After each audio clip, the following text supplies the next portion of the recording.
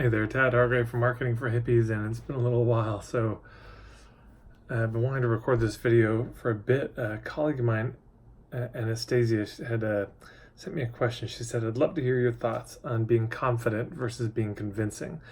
Oftentimes I see people who are very certain of the point of view, who see the world with a kind of black and white certainty and are able to convince their audience much better than those who offer a more nuanced perspective with shades of gray.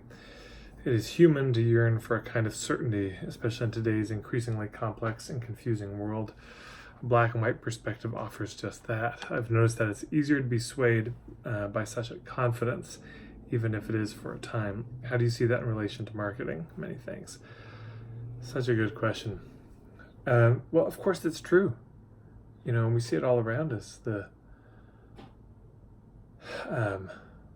swagger, the posturing. So if you're familiar with my work, what I would call what she's referring to as posturing. It's a kind of puffing up, a pretending, a false kind of put on certainty. And it is very compelling when you're feeling very uncertain, when you're drowning. Of course, all you want is some certainty. All you want is somebody to just tell you, well, this is how it is. Here's the answer and here's the solution. And here's what I'll say. If you go down that route in the short term, well, you'll make more money, I would imagine.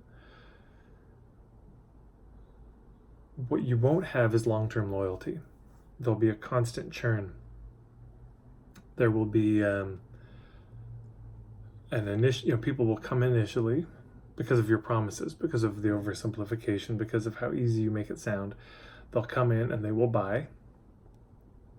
And eventually they'll be disappointed because the world actually isn't black and white. It's not that simple. Oof. So now there'll probably be some requests for refunds, more than you'd like. But also, they're just not going to refer people. There's going to be bad word of mouth. People ask, they'll say, oh man, that's all hyped up. So you're going to have to constantly get new people. That's the game. There's not a lot of long-term word of mouth in this certainty. The only long-term word of mouth you're going to get are from acolytes who've just drunk the Kool-Aid, like you, and now we've got a cult. You know, functionally, that's what that becomes when one person is delusional in their certainty and other people just start to follow them. That just seems cultish. But if you go down the other road of more complexity, I talk about this a lot in my point of view marketing book, that all points of view go through 3 stages. Well, I don't know if they all do, but maybe we could say there are 3 stages they could go through. The first one is simplistic. The second one is complicated. The third one is simple. So stage 1, simplistic. This is what my friend is asking about. This is what she's saying. Some people, they have a very simplistic worldview. Complicated is when, well, now you're down off the mountaintop. You know, the ayahuasca has worn off and you've crashed into the valley. And now you see that all of the clarity you had up there doesn't quite map on the territory, or at least you can't figure out how it does, and you feel lost in that. And so, well, mercy, you know, that's a hard place to be. It's a kind of crisis of faith, and it's at least trying to reconstruct something. And then simple is the other side of that. Simple is where you've gone into the valley, and then you start to place, you say, oh, this is that place I saw from up there, and now you're starting to be able to map it. So simplistic is a statue. Complicated is a bag of bones. Simple is a well-constructed human skeleton. Yeah, where everything's articulated well and put together. And so I would suggest that the goal we're going for is simple, but it has nuance to it. We're going for simple, but with immense complication within it, with a lot of capacity to articulate. Articulating meaning joints, how joints fit and hang together. So there's a suppleness to it, and there absolutely is no suppleness in this simplistic black and white worldview. And because the world, I think, more resembles this more complex, nuanced, ornate understanding, it's more reliable, more likely to long-term produce results, and be a map. When you have these black and white maps, if you could imagine, they're just the most simplistic maps, and they don't always get you where you want to go because they leave out so much of the territory, versus when you have a much more detailed map. People might say, oh my God, it's overwhelming, the amount of detail. Well, you say that now until you get lost on the territory, and then you be glad for that detail. So long term, if you see what I'm saying, this builds more trust for the people willing to stick it through. And that's ultimately more word of mouth. This is the stuff that endures and persists. So of course, I've got to admit, in the short term, if you just want the fast bucks, yeah, sure, go out with a controversial, provocative statement and just stand behind it. Never apologize, never change your mind. Make it black and white, make it so simplistic. Yeah, and people will buy out of desperation, and then you'll hurt people. That's what's going to happen there. People are going to get hurt. But of course, if you're locked into that black and white worldview, well, then it's them and their shame and their that they didn't follow the program and their lack of faith, that caused the troubles. Couldn't have been your own worldview.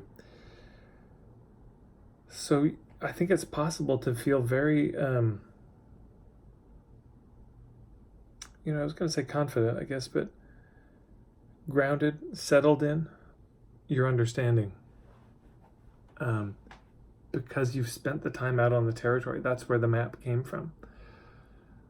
So you can have a relative, there's some heft to what you're saying, but that's different than trying to be convincing. You don't have to try to convince. I just don't see marketing as being about convincing or seduction. I see it as about sharing. And of course, this is not an argument for just, giving up on the marketing front. Do we still need to have a niche and some clear sense of either what it is we do, how we do it, or who we do it for? Sure, that's all got to be there. It's got to be relevance that's established, that you're not trying to help everyone with everything, that you don't make every kind of product in the world. And then do people need to know your point of view? Yeah, well, this is a lot of what we're talking about here, is the complexity. People do need to know your point of view. And is it okay to have opinions about things? Yes, it's okay to say, well, I do take a stand for this. I do have an opinion about this thing. Sure. And is it important to come up with good offers that are really valuable, priced well? Yeah. And to lower the risk of people taking the first step? Sure, all of that. And none of that means convincing anyone. My understanding of marketing is just about trying to help establish what's there to get their attention, establish if it's a fit, and then lower the risk of them taking that first step. So that's it. And there's no need to go glassy-eyed, and drink your own Kool-Aid and be trying to convince everyone. So it's just a choice, I suppose, for all of us. Do you want to go down that route of being one of these toxic gurus who get the followings, who worship that person? And of course, there's a lot that's tempting about that. And then ultimately the heartbreak and the devastation. We've seen where those go long term. The amount of harm they do. Or do you actually want to be useful to people and slowly, organically, over time, build something reliable that people can say, look, I know that's flashy, but this person is the real deal. And you know people like that. People who they're the real deal. They actually get the job done. It's less flashy, but there's no hype.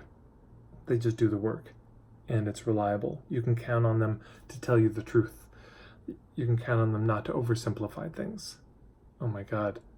Don't most of us crave that in a therapist, a yoga teacher, a health practitioner, a doctor, someone who's not just who won't oversimplify, who will refuse to do that, and will take the time to help you understand the complexity and navigate all the complexity. Whew. That's what I want myself. And I think it's what most people want deep down. And of course, when you're desperate, it's very easy to fall prey to those marketing messages. That sounds so certain. So it's just, do we want to prey on people's vulnerability? I suppose that's a big question. Can we live with it? Can you sleep at night knowing that you were acting in a predatory way when people were vulnerable? So there's more to say, but those are some initial thoughts on that. I hope that was of some use.